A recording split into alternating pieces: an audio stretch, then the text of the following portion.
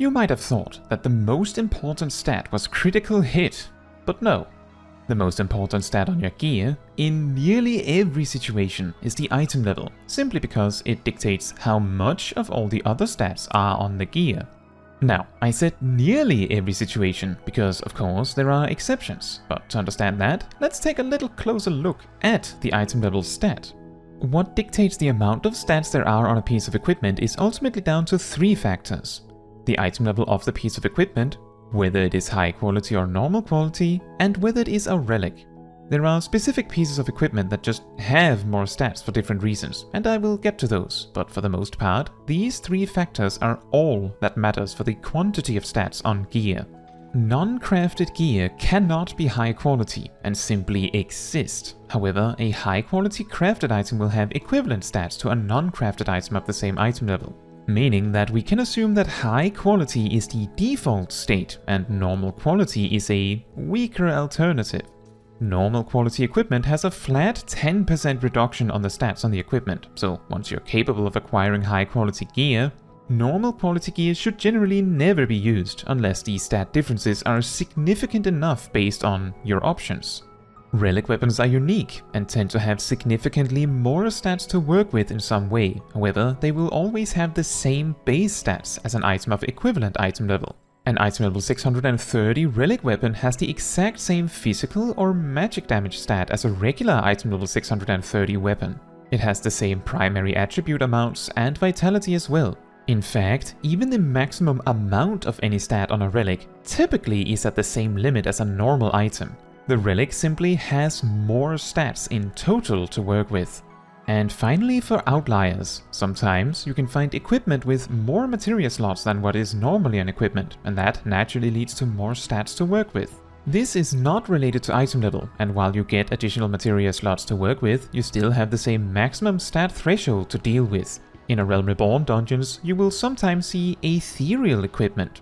This is effectively high-quality crafted equipment, either with extra stats just slapped onto them, or slightly modified secondary stats. This equipment is unique to a Realm Reborn and never appears in any future expansion zones. Aside from this, the background on equipment has no impact on its stats. Whether it is just a high-quality item, one with a green background or one with a blue background, they all have the same amount of stats on them. Now, with all that out of the way, we can talk about why item level usually is the truly most important stat on your gear. Obviously, as previously mentioned, higher item level equals more stats in general. An item level 650 chest piece with crit and determination will have more crit and determination than an item level 640 chest piece with crit and determination. And obviously, in that specific situation, it is not even up for debate. Naturally, the higher item level item is always better. Similarly, from item level 560 and onwards, weapons gain +1 weapon damage for every 5 item levels. And to put it mildly, physical damage or magic damage on your weapons is by far the most impactful single value on a piece of equipment. In other words, as long as the weapon damage is greater on a higher item level weapon, it hardly even matters what other things are on the weapon. And as the weapon damage is at least partly dictated by item level, at lower item levels an increase in item level may not equal an increase in weapon damage. Yet, despite that, a higher item level weapon is pretty much always better. But both of these cases, identical equipment except higher item level and so more stats, or weapons of greater item level, are the most obvious slam dunks of item level is always better. But of course, there are exceptions, or at least situations where the answer is less obvious. Typically, this involves upgrading from a gear piece with great secondary stats on it to a gear piece with bad or outright terrible secondary stats on it. Let's pose an example. You are a Paladin, and you have an item level 640 chest piece with critical hit and determination on it. Nice. However, you now have enough weekly tomestones to buy the item level 650 chest piece with skill speed and tenacity on it. Oh dear. But hey, it's high item level, it has more stats on it, surely it is better, right? Right? Let's look at that. So the 10 item levels lead to a gain of 5.6% more strength on the gear, about 20 more, which is about 0.64% more strength in general, which might not be precisely 0.64% more damage output, but it's going to be very close. On top of this, you also get 6.7% more vitality on the piece, around 0.7% more vitality in general. The main secondary stat is also increased by 6, and the other secondary stat is increased by 4, going from a combined 476 to 486, around 2% more.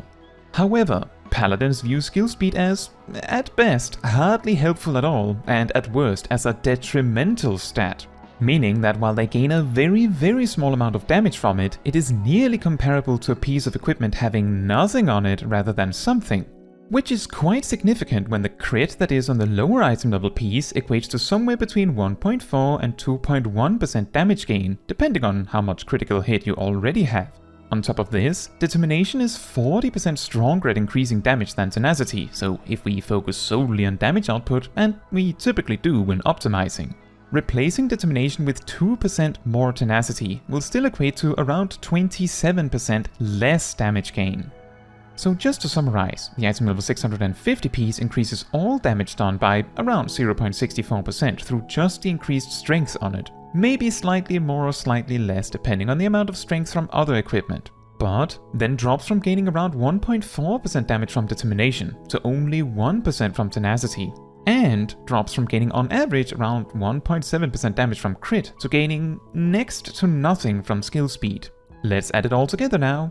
For the sake of example, let's say before the upgrade you did 10,000 DPS single target. Easy number to work with, not realistic in reality. You gain 0.64% strength, 10,064 DPS. Then you go from 1.4% damage gain from Determination to 1% from Tenacity. For the sake of the example, let's assume you had no other Determination or Tenacity, simply because it makes it easier for the math. In reality, already having some Determination or Tenacity would impact the numbers very slightly, but not enough for it to matter for this result. Anyway, first we divide by the lost 1.4% damage and then multiply by the 1% gained damage, leading to 10,024.3 DPS. And finally, we divide by the lost DPS from crit, averaged to the 1.7%, 9,856.7 DPS. Skill speed will of course increase the damage done in the other end, and a GCD reduction from 2.5 to 2.45 would equate to about a gain of 0.99% sustained DPS. And a reduction to 2.44 would equate to an increase of 1.2% when also considering that these spells get zero benefit. However, this does not account for the issues related to OGCD alignment, or the fact that raid buffs in the party might make an increase to burst damage more relevant. After all, you're moving this damage from all your damage to something that specifically only benefits sustained damage. Note that you would need at least a DPS increase of 1.45% to break even, so the chest piece would not be a damage loss. So the conclusion of that example is that sometimes item level, and so more stats, isn't always the best. However, in a real example, there's a lot of other factors that play in. Maybe a specific combination of stats lead to a certain combination of stat breakpoints, or perhaps the speed on the gear leads to a GCD that is somehow beneficial in a way that makes it into a significant damage gain. However, these types of calculations can be very complicated to estimate. On top of this, things like estimated dummy DPS assume there are no mechanics to dodge, no downtime in the fight, and you get to perform your rotation perfectly from start to finish. And can also assume that raid buffs are also coordinated perfectly, meaning that if the estimated DPS difference between the high item level piece with worse secondary stats and the lower item level piece with the better secondary stats is less than 1%, often what really matters is whether you can make the most of the gear you get. If you do get some speed on your gear for some reason, can you play around the adjusted OGCD timings and make use of the extra GCDs you might get without issue? If so, then the speed might be more valuable than assumed. I think the best way to describe these things is with examples. So let's take an actual, real example from the current raid tier in terms of gearing. If you are a Savage Raider, you have the advantage of having at least 2 gear options for every gear slot, so if the Tombstone gear piece has terrible stats on it, you can always stick to the raid drop and vice versa. However, on rings, your only options are one of each, and if the raid ring is terrible, you can get an extra item level 650 ring if the Tombstone ring is decent. This could be, for example, if you play Red Mage and don't want spell speed, but the raid drop ring has speed on it. You could use an augmented and unaugmented raid. Oh wait! In this raid tier, the caster Tombstone ring has speed on it. Unlucky. You see, if the Tombstone ring is bad, there isn't really any good alternative. Not until crafted gear can get augmented in patch 6.5. Then an augmented crafted ring can be used in place of the unaugmented Tombstone ring. Anyway, for a proper example, for the final raid tier of Endwalker, healers have the choice between a crit determination ring from Tombstones. Nice. And a piety crit ring from Savage raiding. So obviously, crit determination is perfect, so an augmented Tombstone ring is going to be part of pretty much all healer gear sets. However, piety crit isn't always great. If you need more MP, sure, we talked about this in my video about piety. However, if you don't need more MP, then piety is a dead stat. It does nothing at all. Meaning that if we compare the Savage Raid ring with the unaugmented Tombstone ring from the perspective that piety isn't helpful, then the Raid ring has 11 more vitality, 10 more mind, 40 less crit, and, well, 99 less determination. A full best in slot item level 660 White Mage with an item level 665 weapon, but an item level 650 ring will have 3365 mind. Meaning that the raid ring granting plus 10 mind is worth 0.3% more damage and healing. While the 40 crit loss can be mended with materia, the key problem is that 145 stat points are just gone, as melting 1 crit materia means you get 1 less direct hit materia. This is the reason why I'm not including materia in this comparison, just for the record, as any way you slice it, less stats mean less stats, with or without the materia. So the 40 crit lost is worth between 0.17% to 0.3% damage depending on how much crit you already had, and of course the 99 lost determination is worth around 0.7% damage. So once again, if we assume you could do 10,000 DPS, I know healers can't do that much single target DPS, it's just for the example. Then first you get 0.3% damage from the bonus mind, 10,030. Then you lose 0.24% damage from the crit, 10,006. Then you lose the 0.7% from determination, 9,936.43 DPS. Meaning a loss of around 0.64% damage output from gaining item levels.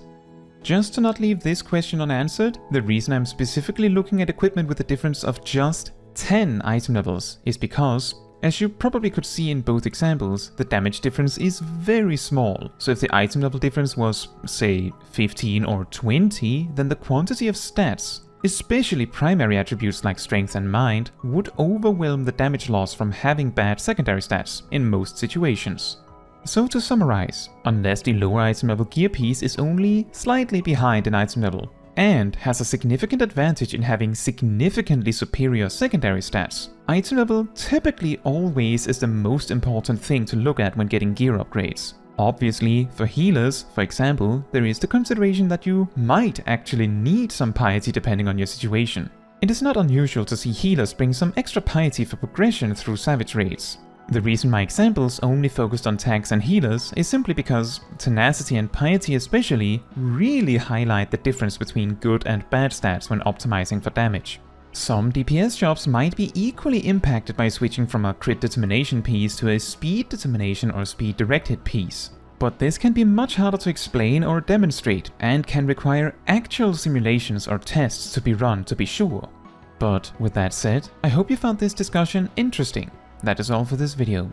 Thank you so much for watching. If you want to support me and my channel, you can make sure to let the YouTube algorithm know by liking the video, leaving a comment, subscribing and hitting the bell to get notified when next I post a video. And if you want to give even more support than that, you can also become a member of the channel like these wonderful people here.